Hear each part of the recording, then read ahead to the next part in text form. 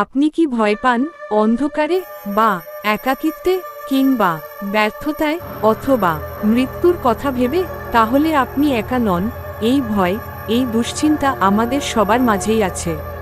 কিন্তু প্রশ্ন হলো, ভয় আসে কোথা থেকে, এটা কেন আসে, আর কিভাবে আমরা ভয়কে জয় করতে পারি?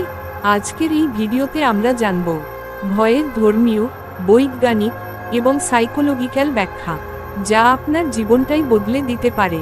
পর্ব 1, ভয় কি? উত্তর: ভয় হলো এক ধরনের সতর্ক সংকেত। আমাদের মস্তিষ্কের ভেতরে থাকে এক অদ্ভুত জায়গা, অ্যামিগডালা। এই ছোট্ট অংশটা কাজ করে অ্যালার্ম সিস্টেমের মতো। যখন আমরা কোনো বিপদ অনুভব করি, তখন অ্যামিগডালা সিগন্যাল পাঠায়।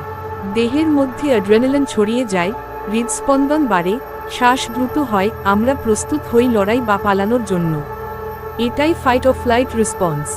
ভয় আমাদের রক্ষা করে, কিন্তু যখন ভয় অকারণে, অতিরিক্ত বা মিথ্যে হয়ে দাঁড়ায়, তখন সেটাই জীবন নষ্ট করে দেয়। পর্ব 2, ভয় কিভাবে